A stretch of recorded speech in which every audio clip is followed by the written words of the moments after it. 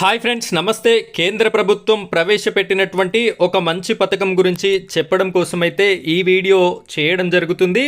ప్రతి కుటుంబానికి ఈ వీడియో చూస్తున్నటువంటి మీ కుటుంబానికి కూడా 20,000 రూపాయల ఆర్థిక సహాయాన్ని కేంద్ర ప్రభుత్వం నుండి అయితే మనం పొందేటటువంటి సువర్ణ అవకాశం అయితే కలిగి ఉన్నాం. కాబట్టి అసలు ఈ పథకం ఏమిటి, ఎవరికి వర్తిస్తుంది, ఎప్పుడు వర్తిస్తుంది, ఏ విధంగా అప్లికేషన్ చేసుకోవాలి, కావలసినటువంటి డాక్యుమెంట్స్ ఏంటి అనేటటువంటి పూర్తి వివరాలని నేను మీకు ఈ వీడియోలో అందించడం జరుగుతుంది.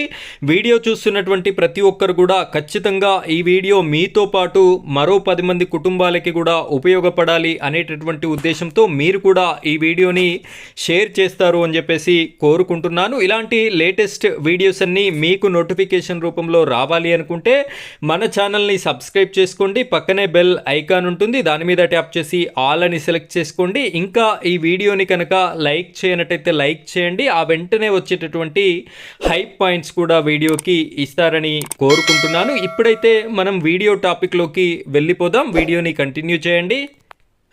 ఫ్రెండ్స్, ఇక్కడ చూడండి, ఈ ఆర్టికల్ని కనుక మనం చూసుకున్నట్టయితే కేంద్ర ప్రభుత్వం సామాన్యులని ఆదుకోవడం కోసం ఓ పథకం తీసుకువచ్చింది. దీని ద్వారా ప్రమాదంలో కానీ లేదా మరే ఇతర కారణాల వల్ల అయినా సరే ఓ కుటుంబ పెద్ద చనిపోతే ఆ కుటుంబానికి ఆర్థికంగా సహాయం చేయడానికి ఈ స్కీమ్ని తీసుకురావడం అయితే జరిగింది. దీని ద్వారా ప్రతి కుటుంబానికి కూడా 20,000 రూపాయల ఆర్థిక సహాయాన్ని అందుకునేటటువంటి అవకాశం అయితే ఉంటుంది. ఈ పథకం చాలా ఏండ్ల నుండి ఉంది. అయినప్పటికీ కూడా చదువుకున్న వారికి, చదువుకోని వారికి ఈ పథకం అనేది అంత పాపులర్ కాకపోవడం వల్ల ఎవరికి తెలియక ఈ పథకాన్ని అయితే ఎవరూ కూడా అప్లికేషన్ చేసుకోకపోవడం వల్ల వచ్చినటువంటి నిధులు కూడా దుర్వినియోగం అవ్వడం జరుగుతుంది. కాబట్టి మన మండల కేంద్రంలో, జిల్లా కేంద్రంలో ఉన్నటువంటి అధికారుల ద్వారా ఈ యొక్క సమాచారం అయితే ప్రతి ఒక్కరు కూడా పబ్లిసిటీ చేయండి. ఈ పథకాన్ని ప్రతి ఒక్క పేదలు వినియోగించుకోవాలి, పేదలు ఈ అవకాశాన్ని సద్వినియోగపరచుకోవాలి అని చెప్పేసి మనకి వచ్చినటువంటి ఇన్ఫర్మేషన్లో భాగంగా మనం ఈ పథకాన్ని అయితే ఈరోజు వీడియో రూపంలో చేయడం జరుగుతుంది. దురదృష్టవత్తు ఏదైనా రోడ్డు ప్రమాదంలో కానీ లేదా మరే ఇతర కారణాల వల్ల అయినా సరే కుటుంబ పెద్ద కన్ను మూస్తే, ఇక ఒక కుటుంబ పెద్ద చనిపోయారు అంటే ఆ కుటుంబంలో మిగిలినటువంటి వారి పరిస్థితి దీనంగా ఉంటుంది. సో వారికి ఉపశమనం కలిగే విధంగా కేంద్ర ప్రభుత్వం అయితే NFBS స్కీమ్ని తీసుకురావడం జరిగింది. ఈ స్కీమ్ ద్వారా 20,000 రూపాయల ఆర్థిక సహాయాన్ని అందజేయడం జరుగుతుంది. ఇది 2017లోనే తీసుకువచ్చినప్పటికీ కూడా మనకైతే ఇంతవరకు ఈ పథకం గురించి అయితే తెలియడం లేదు. ఇక్కడ 60 కోట్ల నిధులు కూడా అదే విధంగా ఉపయోగించుకోలేకపోవడం వల్ల ఉండడం జరిగింది అని చెప్పేసి కూడా మనకి తెలుస్తుంది. ప్రతి ఒక్కరు కూడా మీ ఇంట్లో మీ కుటుంబ పెద్ద చనిపోయినట్టయితే మీరైతే చాలా ఈజీగా నేను ఏ విధంగా అప్లికేషన్ చేసుకోవాలో చెప్తాను.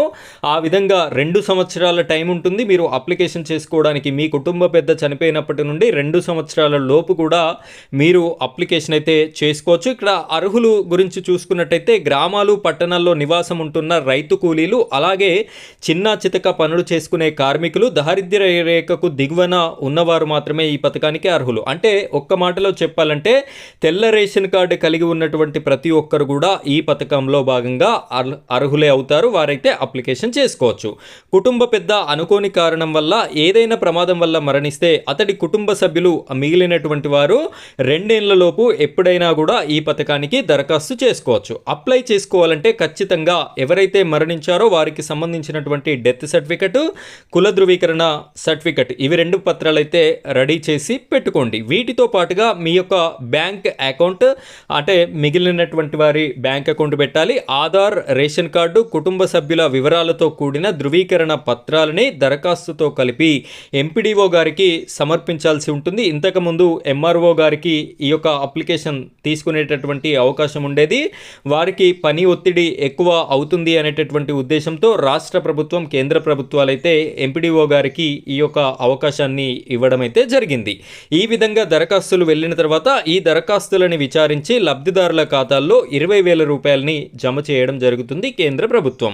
దీని గురించి సరైనటువంటి అవగాహన లేక చాలా జిల్లాల్లో ఈ పథకం కోసం దరఖాస్తులు చేసుకోవడం లేదని అధికారులు తెలుపుతున్నారు. జీరో అప్లికేషన్లు కూడా వస్తున్నాయని సమాచారం అయితే మనకి అందుతుంది. కాబట్టి వీడియో చూస్తున్నటువంటి మీరు కూడా మీ తరపున నేను రిక్వెస్ట్ చేస్తున్నాను, ఖచ్చితంగా ఈ వీడియోని ఇంకొక అట్లీస్ట్ 10 మందికి షేర్ చేయండి. ప్రతి ఒక్కరికి ఈ టాపిక్ అనేది తెలియాల్సి ఉంటుంది కాబట్టి. ఫ్రెండ్స్, ఇది ఈరోజు టాపిక్. మరో టాపిక్తో మళ్ళీ కలుద్దాం. Thank you friends, thank you very much.